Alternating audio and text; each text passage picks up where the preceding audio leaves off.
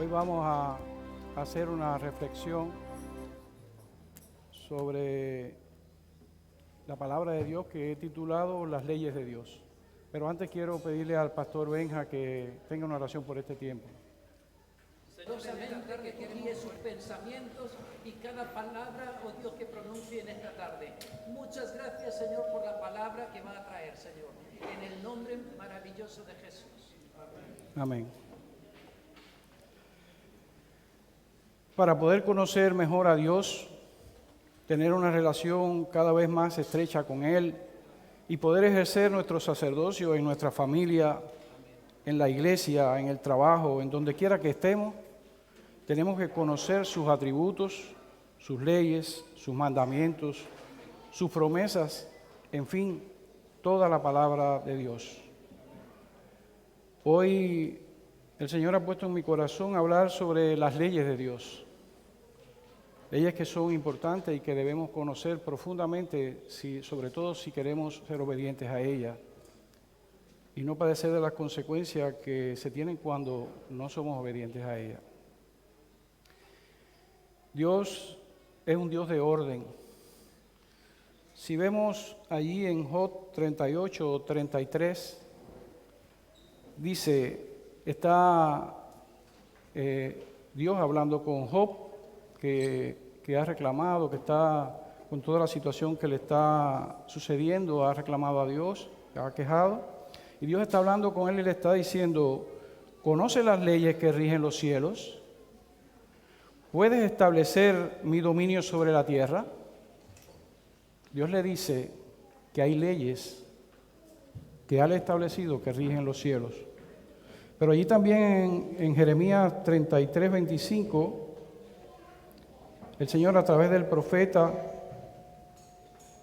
dice así, así dice el Señor, si yo hubiera establecido mi pacto con el día, si no hubiera establecido mi pacto con el día ni con la noche, ni hubiera fijado las leyes que rigen el cielo y la tierra, y sigue describiendo, pero lo que nos interesa de estos versículos es que Dios mismo en su palabra nos está diciendo que hay leyes que rigen toda su creación. Dios lo creó todo, que Dios creó el universo, creó en este maravilloso planeta azul la vida de las plantas, de los animales y la cumbre de la creación que somos los seres humanos. Y estableció leyes para que esa creación funcionara bien, funcionara a la perfección. Hay leyes que rigen el ámbito físico. Son las leyes de la física, de la química, de la biología, que se cumplen inexorablemente. La más conocida probablemente para todos nosotros sea la ley de gravitación universal o la ley de gravedad, que rige todo el funcionamiento del universo, mantiene enlazado todo el universo. Hay muchas más que Dios estableció como esta. Los hombres, a lo largo de los años y de sus estudios, las han ido descubriendo. Algunos la han llamado la ley de Pascal o la primera ley de Newton, pero son leyes de Dios. Lo que han hecho esas personas es descubrir ese orden que Dios puso para el mundo natural. Pero hay leyes también espirituales, para el mundo espiritual, que también Dios hizo y que fueron reveladas a través de su palabra. La conocemos a través de su palabra. Cuando Dios es soberano y cuando considera que para planes superiores no ha de cumplirse o debe detener por un tiempo el cumplimiento de una ley, lo hace para objetivos superiores de sus planes divinos. Un ejemplo de esto es cuando Jesús se apareció a los discípulos caminando sobre el mar de Galilea. Hay una ley para los líquidos que se llama la ley de la densidad, que dice que si uno pone un objeto que tiene un mayor peso específico, una mayor densidad que el agua en este caso, o cualquier líquido, se hunde. Jesús, que es Dios, detuvo el cumplimiento de esa ley, caminó sobre las aguas. porque quería darle un mensaje a sus discípulos para que se vieran con quién estaban tratando, para que comprendieran con quién estaba tratando. Y quería dejarnos un mensaje en su palabra a toda posteridad también de este hecho. Y hoy podemos estar hablando sobre él. Así pasa también en el campo de las leyes espirituales. Pero hoy no vamos a hablar de las leyes físicas, que tienen su importancia y que debemos conocerlas, pero debemos conocer mucho más sobre las leyes espirituales, que es sobre algunas de las cuales nos estaremos basando o estaremos estudiando esta noche para, sin pretender cubrir todo el panorama, pero sí sobre muchas o varias que son muy importantes. Probablemente la más conocida de todas las leyes espirituales la podemos ver en Romanos 6:23, donde leemos, nos dice, porque la paga del pecado es muerte. Eso es una ley espiritual. ¿Esa ley se cumple? Se cumple. Se cumple. El pecado trae muerte espiritual, muerte física, muerte eterna. Pero podemos darle muchas gracias a Dios porque la segunda parte de este versículo que vamos a leer a continuación dice, mas la dádiva de Dios es vida eterna en Cristo Jesús, Señor nuestro. Estábamos muertos en nuestro pecado. Y Jesús, dejando su trono de gloria, vino a morir para que tú, para que ustedes y yo, para que toda la humanidad, si se arrepiente de esos pecados y lo recibe como Señor y Salvador, pueda tener vida eterna y pueda tener en esta tierra una vida abundante. Qué bueno, qué maravilla, qué noticia más maravillosa que debemos decírsela a todo el mundo, más que cualquier otra noticia. No hay otra noticia en la humanidad más importante que hablar que esa. Si una persona se entera de un medicamento ahora que cure una enfermedad muy grave, seguro que va a querer comunicarla a muchas personas para que sanen de esa enfermedad. Esta noticia es mucho más importante que la más mala de las enfermedades que ustedes ven. Es la noticia más importante del universo. Y podemos dar gracias al Señor por esa noticia. Otra ley, que la voy a dividir en 3 subleyes, es la ley de la siembra y la cosecha. ¿Conocen esa ley? Voy a hablar primeramente de la primera ley de la siembra y la cosecha. Vamos a dividirla para poderla desmenuzar un poco bien. Esta ley podemos verla en el Salmo 126, 5 y 6. Dice, el que con lágrimas siembra, con regocijo cosecha. El que llorando esparce la semilla, cantando recoge sus gavillas. Esta primera ley de la siembra y la cosecha nos enseña que solo aquellos que siembran, cosechan. No podemos cosechar si no sembramos. ¿Estamos sembrando? Vamos a verlo más adelante. La segunda ley de la siembra y la cosecha la vamos a ver en 2 pasajes bíblicos. Podemos ver todas estas cosas en más pasajes. Vamos a una muestra para que el tiempo nos alcance. Gálatas 6, 7 al 10 dice así: no se engañen, de Dios nadie se burla. Cada uno cosecha lo que siembra. El que siembra para agradar a su naturaleza pecaminosa, de esa misma naturaleza cosechará destrucción. El que siembra para agradar al Espíritu, del Espíritu cosechará vida eterna. No nos cansemos de hacer el bien, porque a su debido tiempo cosecharemos, si no nos damos por vencidos. Por lo tanto, siempre que tengamos la oportunidad, hagamos bien a todos, y en especial a los de la familia de la fe. Dice también Proverbios 22, 8, el que siembra maldad, cosecha desgracias. El Señor lo destruirá con el cetro de su ira. Si sembramos odio, hermanos, cosecharemos violencia. Si plantamos mentiras, generaremos peleas. Si sembramos pereza, cosecharemos enfermedades. Quien plante cereal, cosecha cereal. Quien plante una fruta, cosecha fruta. Todo lo que sembramos será cosechado. No hay dudas de eso. Esta ley es muy seria y está basada en la justicia de Dios y nos da la seguridad de que los que siembran maldad cosechan desventura, como dice Job 4:8. Si siembras gritos en tu casa, ¿qué crees que recogerás? Si instruyes o si instruimos a nuestros hijos, a nuestra familia, con amor, con buena semilla, recogeremos cosas buenas de ellos. Si sembramos la palabra de Dios, que es la principal semilla que debemos sembrar, como dice Marcos 4:14, y sembramos la fe, como dice Marcos 4:31, cosecharemos bendiciones espirituales. Es algo que tenemos que tener muy en cuenta cada día en nuestra relación con esa familia que nos ha dado el Señor, una responsabilidad tremenda sobre ella y que nuestra iglesia prioriza en su atención. Plantemos cosas buenas y cosecharemos sus beneficios. La tercera ley de la cosecha, de la siembra y la cosecha, vamos a verla allí en 2 Corintios 9:6. Y dice así: recuerden esto, el que siembra escasamente, escasamente cosechará, y el que siembra en abundancia cosechará. Jesús mismo enseñó que debemos sembrar sabiendo que aunque no todas las semillas germinen, las que lo hacen producen a 30, a 60 y a 100 por uno, según nos dice ahí en Marcos 4:20.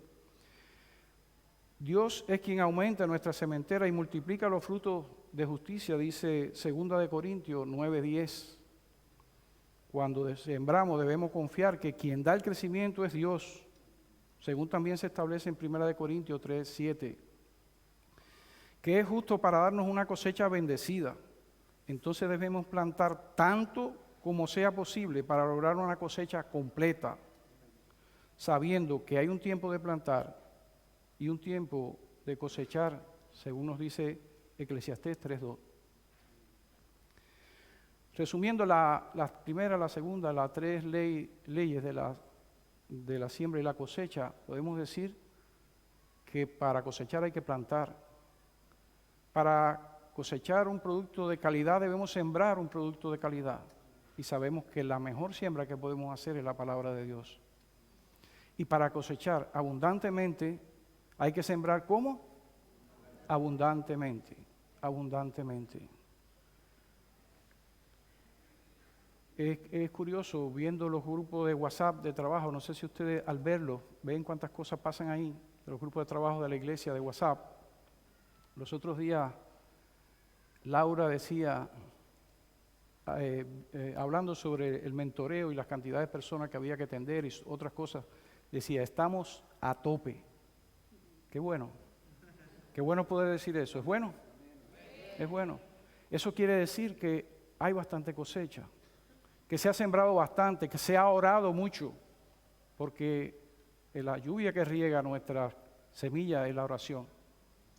Dios obra cuando oramos y cuando sembramos, y Él permite el crecimiento y permite que podamos cosechar. Recientemente, el pasado domingo, nos tocó a mí y a Nora recibir a los que llegaban, y entre nosotros y Laura, que estaba allá atrás, cuando se llenó todo esto, empezamos a poner silla, y no había silla, y buscaron silla allá, y buscaron silla arriba. Se agotaron las sillas, nos pegamos la espalda a la pared, Nora y yo, y pusimos las últimas sillas. Y hasta ahí se llenó la iglesia. Eso es una cosecha que se va viendo. Nuestra iglesia ha declarado un programa o proyecto de evangelismo permanente a través de la familia, a través de los centros de trabajo, de nuestros amigos, de los conocidos, por las redes. Y esos son los frutos que se van obteniendo. Son almas que saben dónde buscar la solución a los problemas que están viviendo en esta vida. Que sabe que es nuestro Dios, no nosotros, nuestro Dios, quien puede resolver esas dificultades, esos problemas, ese vacío que tiene mucha gente en este mundo actual. También viendo otro de las, y no voy a tratar de no citar nombres, otra de los grupos, una señora tenía un problema y describía a una hermana nuestra y decía, he estado pensando y no sé qué hacer, pero me di cuenta que quien único me puede ayudar son ustedes. Qué hermoso que sepan que nuestro Dios puede ayudar a cualquier problema que tenga, por grande que sea, aunque no esté convertida. Y comience a buscar de Dios a partir de que comprenda que aquí ocurren milagros. Aquí ocurren milagros aquí. Ocurren milagros. Dios transforma incluso sus leyes para responder a los milagros que le pedimos en oración. Asimismo le estamos pidiendo por esa nueva nave para poder llevar a todas esas personas y que quepan con más comodidad, para poder tener espacio para la escuela dominical, para todas las edades de los niños, para poder tener más almacenes para ayudar a los necesitados, para poder trabajar más, para poder estar la obra un poco más a tope todavía que lo que estamos hoy y que lo que están, sobre todo un grupo grande de personas que está trabajando mucho. Qué bueno es sembrar, qué bueno es cosechar. Y eso vamos a hacer. Le estamos pidiendo a Dios por el templo, pero Él va a usarnos a nosotros para proveer lo que hace falta para tener esa nave. Yo tengo la costumbre de llamar templo, ustedes llaman nave porque son naves, pero nosotros, al estar la presencia del Señor junto a nosotros aquí, es un templo. Es un templo. Hay otras leyes, pudiéramos detenernos un poco más en esa importante ley, pero hay otras que queremos hablar. Hay una ley que está ahí en Mateo 7:12, que dice así: así que todas las cosas que queráis que los hombres hagan con vosotros, así también haced vosotros con ellos, porque esto es la ley y los profetas. ¿Cómo se llama en la Biblia nuestra esa ley? ¿Recuerda?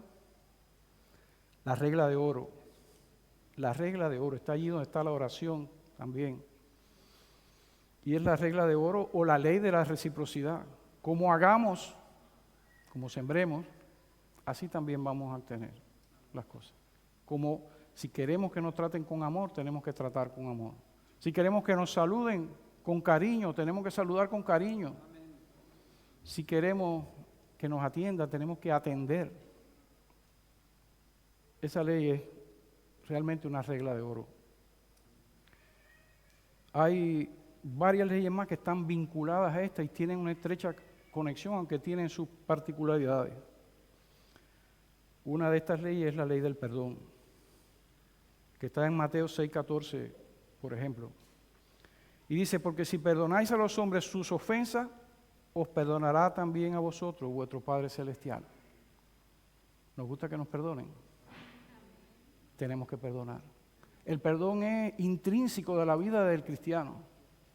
Es casi inconcebible realmente que siendo cristiano y amando al Señor y siendo agradecido al Señor, no perdonemos a quien nos ofende, aunque sabemos que es un tema difícil. Es una ley espiritual que debemos cumplir. Recuerdan que Jesús, allí en el Sermón de la Montaña, que yo normalmente siempre voy mucho a él, le dijo, si llevas tu ofrenda ante el altar y allí te acuerdas de que tu hermano tiene algo contra ti, deja la ofrenda delante del altar, ve, reconcíliate primero con tu hermano y después ven y trae la ofrenda, para que sea acepta, para que vengamos con un corazón limpio ante Dios a dar nuestra ofrenda. Así debemos venir siempre aquí, nosotros, con todo arreglado con el que tenemos problemas y sobre todo perdonando a todo aquel que nos hace mal. Una ley relacionada, como decía, está en Lucas 6:37 y dice, no juzguéis y no seréis juzgados, no condenéis y no seréis condenados, perdonad y seréis perdonados. El ser humano en general tiene una propensión a juzgar, mucho más que a juzgarse. Jesús lo decía también en el Sermón de la Montaña. Dice que veíamos la paja en el ojo del hermano y no veíamos la viga que hay en el ojo nuestro. Debemos primero ver esa viga, resolverla y después no juzgar, sino ayudar al hermano. Ayudar al hermano. ¿Saben? Una de las cosas que me tocó a mí, de las tantas cosas que me tocó la primera vez que entré por esa puerta, es que había un cartel acá que decía Centro Cristiano Bethesda. Decía abajo un letrero que decía Casa de Misericordia. A mí eso no sé si ustedes que están acostumbrados, pero yo que llegué por primera vez, dije, qué lindo, qué bueno que se llame una Casa de Misericordia. Hay otra ley también relacionada, que es la ley de dar y recibir. Podemos verla, por ejemplo, en Lucas 6:38, y dice, dad y se os dará. Medida buena, apretada, remecida y rebosando darán en vuestro regazo, porque con la misma medida con que medís, os volverán a medir. Muchas veces nos gusta que nos den. Cuando no tenemos algo, nos gusta que el que tiene comparta lo que tenemos con lo que tiene con nosotros, porque necesitamos que alguien nos ayude en las dificultades. Hacemos lo mismo y tenemos la misma propensión a compartir lo que tenemos, sea mucho, sea poco, con los demás. Esa ley también se cumple. Y nosotros podemos verlo con gozo bastante aquí en nuestra iglesia. Que cuando vamos allí al mercado a comprar nuestros alimentos, muchos hermanos toman lo que van a llevar para su hogar y de lo que tienen compran para la operación Kilo. O traen un medicamento que tienen para Cuba o para Burkina Faso, o ahora mismo. Vi que llegaron bastantes cosas allí. Porque si das con amor, con gozo, con entrega, no lo que te sobra, sino de lo que tienen, recibirás. Esa ley se cumple y es también una ley importante. Hay otra ley que estuve pensando si hablar de ella o no, porque creo que aquí se conoce muy bien. Pero dije, déjame dejarla porque están llegando personas nuevas, nos escuchan algunos por las redes, a veces hay dudas con eso. Y es la ley del diezmo. Dice Malaquías 3:10, traed todos los diezmos, fíjense que no dice algunos, todos los diezmos al alfolí y hay alimento en mi casa y probadme ahora en esto, dice Jehová de los ejércitos, si no os abriré las ventanas de los cielos y derramaré sobre nosotros bendición hasta que sobreabunde. ¿Se cumplirá esta ley? Dios nos dice que lo probemos en eso, allí en el Antiguo Testamento. Si no va a haber bendición hasta que ¿creemos eso? Algunos dicen, no sé si ustedes han oído, que dicen que eso es del Viejo Testamento, que eso es de la ley, que eso después de la gracia ya no. ¿Han oído? Vamos entonces al Nuevo Testamento a ver qué nos dice ahí. Dice 2 Corintios 9:7, dice, cada uno dé como propuso en su corazón, no con tristeza ni por necesidad, porque Dios ama al dador alegre. Dios ama al dador alegre y afirma esta ley espiritual. Algunos dicen también, pero ahí no dice que hay que dar el diezmo. Dice que dé lo que propusiste en tu corazón. Bueno, veamos otro versículo más. A ver, allí también en el Nuevo Testamento, en Mateo 23:23. Dice, está Jesús hablando. Ay de vosotros, escribas y fariseos hipócritas, porque diezmáis la menta y el eneldo y el comino, y dejáis lo más importante de la ley, la justicia, la misericordia y la fe. Pero dice, punto y seguido. Esto era necesario hacer, sin dejar de hacer aquello. ¿Qué es lo que es aquello? El diezmo. Pudiéramos seguir explorando más, pero creo que todos estamos convencidos aquí. Creo que no hay duda de que esta ley se cumple. Que esta ley se cumple. Hay una ley que a mí me encanta, creo que a todos nos encantará, que está en Romanos 8:28. Dice, es la ley de los que aman a Dios. ¿Recuerdan cuál es? Y sabemos que los que aman a Dios, todas las cosas les ayudan a bien. Esto es, a los que conforme a su propósito son llamados. Dice algunas cosas. A los que amamos a Dios, todas las cosas, aunque nos parezcan malas, nos van a ayudar. Dios hace que nos ayuden. Están bajo su control. No hay nada que escape del control del Señor.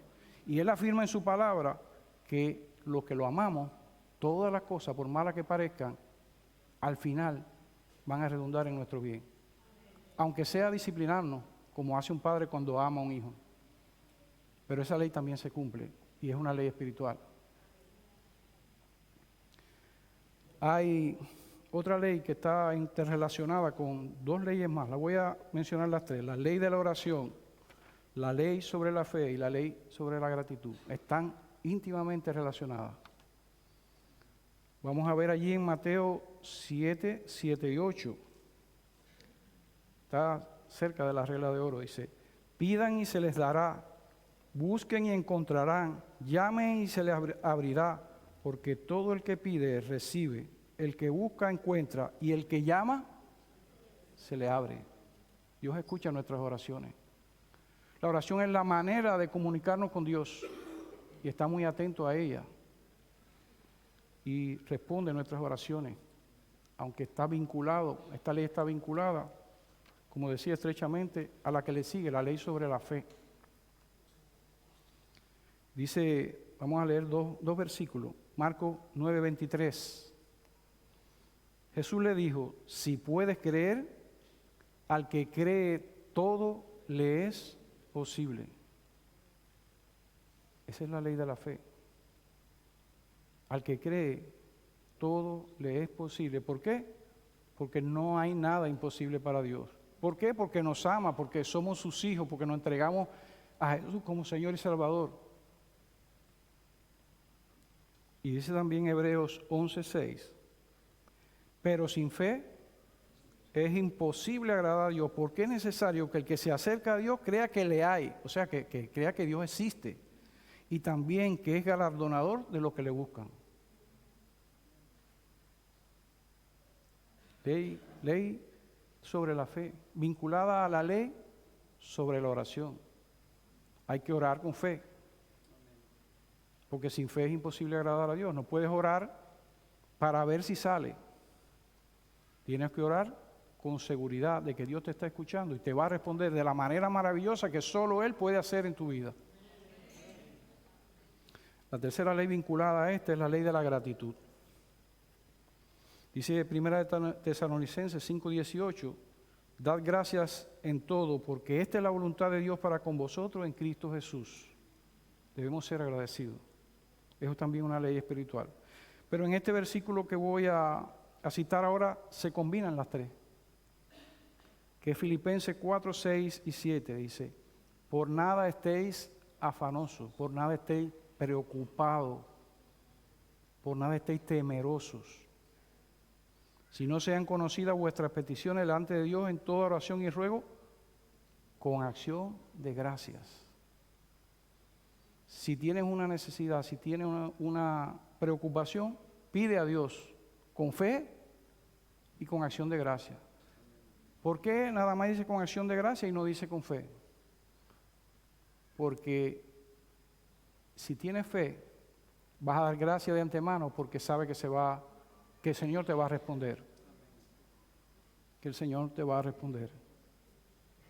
Es importante orar con fe y es importante dar gracia de antemano a lo que Dios va a hacer en nuestra vida a partir de nuestras oraciones.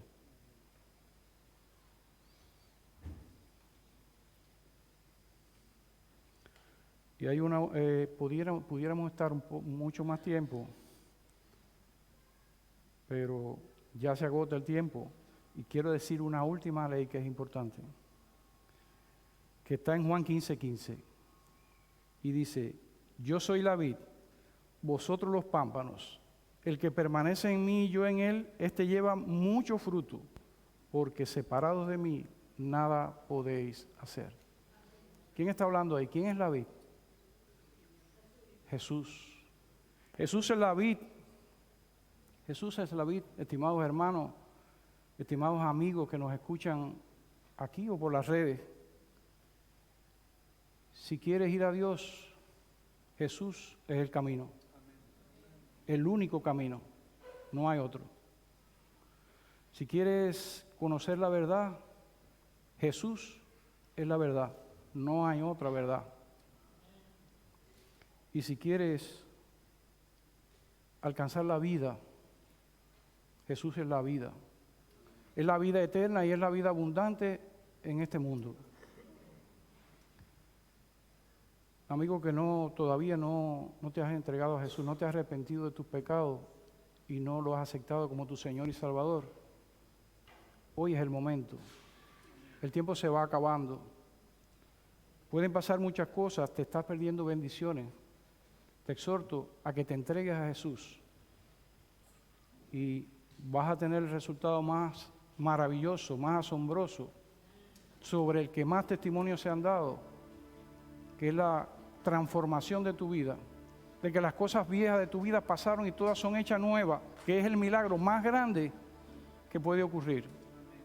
Porque los elementos, si Dios le dice al viento detente, se detienen al instante. Los seres humanos tenemos el libre albedrío que Él nos dio y somos un poquito más complicados. Pero el Espíritu Santo de Dios puede transformar tu vida como ha transformado la de muchas personas que hemos visto su testimonio de vida. Estimados hermanos y amigos, hasta aquí esta reflexión. Nos despedimos de las redes, no sin antes recordarles que los esperamos el domingo a las 11 de la mañana y que ustedes son muy importantes para Dios.